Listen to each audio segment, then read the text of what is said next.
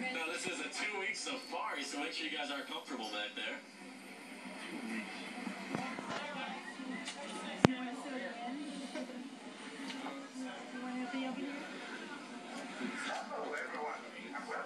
We'll be taking off here shortly.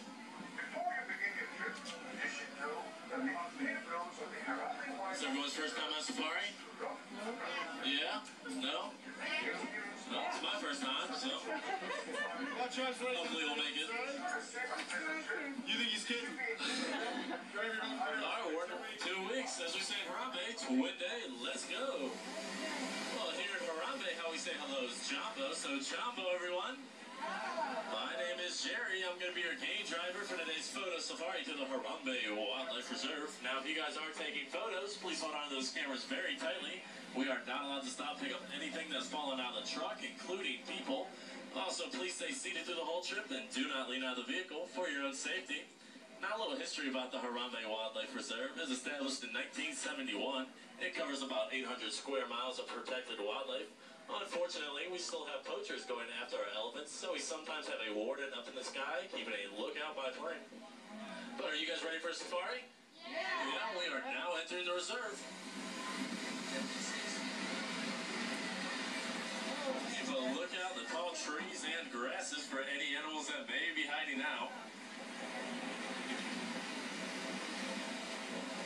If you guys look off to your right, walking there, that's a yellow-backed tiger, and it gets its name from the yellow strip going down its back, that little one out there. Also behind it, there's an okapi. Kind of hard to see. But it may look similar to a zebra, but it's actually a relative of the giraffe, and was founded in 1901. Also, you're going to see a lot of blackbirds out here today. Now, those are vultures, and they come from Florida. I don't know how they get here to Africa, but you will see them. Also, if you guys look to your left, these white birds over here in the water, those are pink-backed pelicans. Now, they often like to herd their fish in the shallow water, and then they feed off of them there.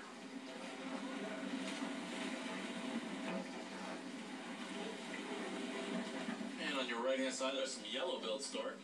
They often like to feed off fish, frogs, and even dead birds.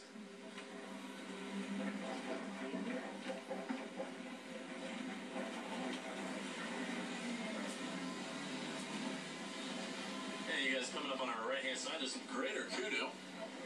Now, it's the second largest antelope, and it can weigh up to about 750 pounds. And if you guys look farther back in the woods, there's some bongos hiding out. Now, those are known as the ghost of the forest because they're rarely seen. Some more bongos back there.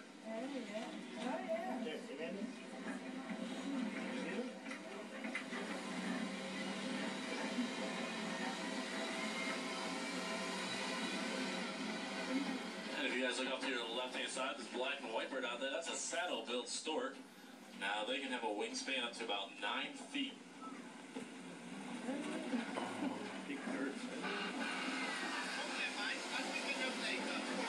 Hey, that sounds like our favorite warden, Wilson Matua. Simbo 1 calling Warden Wilson. Are you up there making the rounds today? Over. Yes, Simbo 1. And today I have a passenger. Miss Johnson, my favorite wildlife researcher. I'm Jumbo, everyone. Jumbo. We are now at the Safi River, headed north to the Savannah. If you guys have any game spotting tips, we'd love to hear them. Over. Roger, Simba 1. Will do. Over. Back to this Nile hippopotamus. Now, they can stay underwater for about 5 to 8 minutes long before needing a breath of air.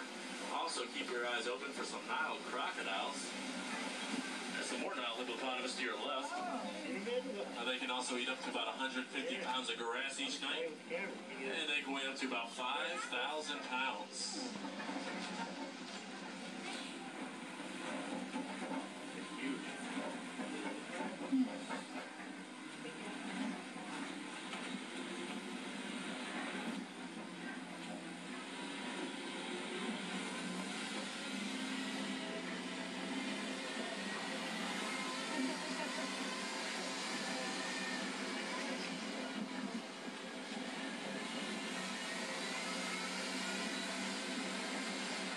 If you guys look down there to your left-hand side, there's some Nile crocodiles.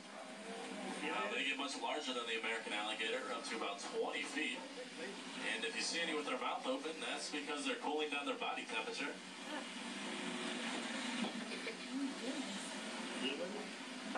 It's right here to it. Hopefully this bridge will hold us.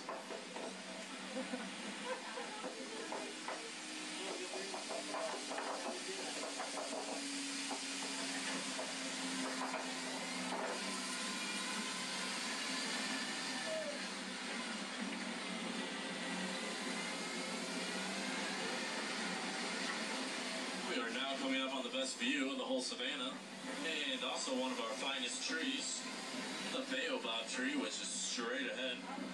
It's also known as the upside down tree, and I'd say that one right there is probably about 1,000 years old.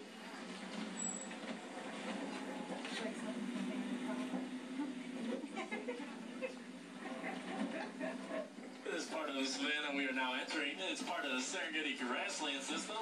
Zebra and wildebeest migrate here, while antelopes, lions, and elephants, they live here all year long. It's all part of wild Africa that we are working to save. And if you guys look straight ahead, there's a giraffe walking through the grass. I see you down there. You are in bush country. Drive carefully. I don't want you bumping into my animals. You should begin to see a wide variety of grass-eating animals around you, such as Johnson's gazelle. Miss Johnson, no one in Africa calls them Johnson's gazelle. They are puppies. Tobies. Over. Roger Wilson, no sign of those commies yet, but we'll keep a lookout for them. And also coming up on our right-hand side, there's some white-bearded wildebeest in the distance. Now, over 1.5 million migrate each year in Africa, which makes it the largest migration. And I do see some zebra as well.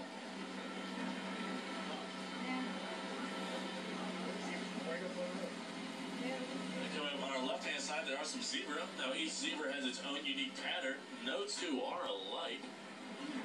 And up on the hill, there are some sable antelope. Now, their horns get to about 60 inches in length, and they also use the horns to defend themselves.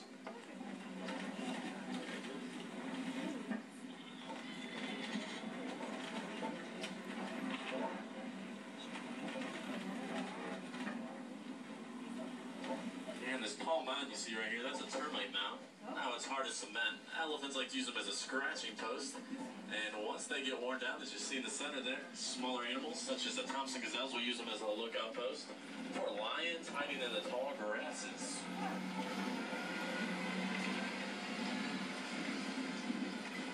Now, the look of the savannah here is pretty much created by the animals that live here. Elephants are the bulldozers knocking down the trees, which creates grass to spread. Giraffes are like pruning chairs eating the undersides of trees, which creates more light to come through. Zebra and wildebeest mow down the grasses, while little nibblers such as the Thompson gazelles and warthogs trim the edges. In a natural balanced system, there's enough food here for everyone. And coming up to our right-hand side, these animals that kind of look like deer, those are actually an impala. Now, the impala, they can jump a distance of 30 feet when running for their predators.